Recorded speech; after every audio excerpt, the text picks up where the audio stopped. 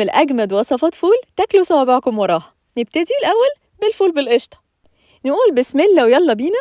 حتة زبدة لذيذة وفص توم، وحطوا الفول اللي انتوا دمستوه في البيت، اهرس اهرس اهرس.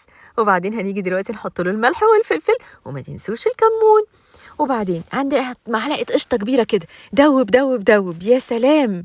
دوق كده اتأكدوا ان الملح تمام. لازم تظبطوا الملح بعد القشطة. عايز سنة ملح صغير، شوية صغيرة، تمام. بيرفكت. نيجي نحطه بقى في طاجن كويس، الطاجن ده يكون بيدخل الفرن، وحطوا كمان شوية قشطة على الوش، ليه لأ؟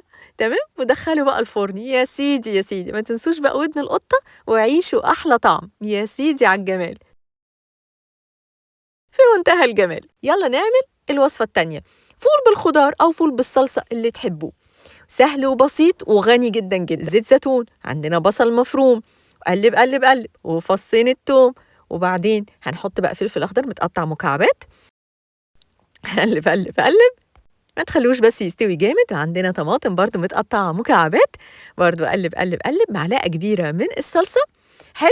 وهنقلب كويس. وبعدين دلوقتي هنحط حبة مية صغيرين يكونوا سخنين، وهتظبطوا الملح والفلفل والكمون، وسيبوها تتسبك على الهادي. تخلي الصلصة تتسبك، تحطوا الفول اللي دمستوه، قلب قلب قلب غلبة واحدة واغرفوها. بس كده اهو، على الوش شوية بقدونس، جميل في منتهى الجمال واللذاذة والحلاوة. تعالوا نعمل فول بالدقة. وإيه هي الدقة؟ تعالوا نعملها. التوم المهروس، عليه الخل، وعليه شوية شطة، وعليه كمون، وعليه مية قد كمية الخل، وفي قرن فلفل حامي، وليمونتين، وحبة زيت زيتون.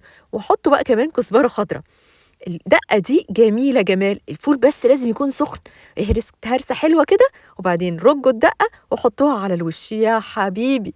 محبة ملح وفلفل بس اظبطوهم، وشوية طحينة كده عشان يبقى المسائل كده ناعمة ولذيذة، واغرفوها، يا سيدي يا سيدي. شوية طماطم كده على الوش كده اهو، وحبة كزبرة خضرا كده على الوش، يا عيني يا عيني، تحفة. أما الفول ده بقى فول بصلصة الفتة. هتسألوني إزاي؟ تعالوا شوفوا إزاي.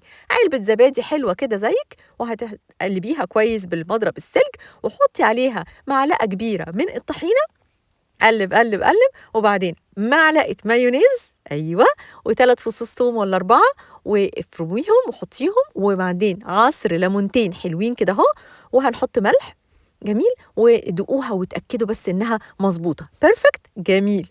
هتيجوا بقى دلوقتي تحطوا الفول اللي انتوا دمستوه، وحطوا له شويه كمون، واظبطوا له ملحه، وحطوا له برده ليمونه مش هيمنع برده، وشويه زيت زيتون.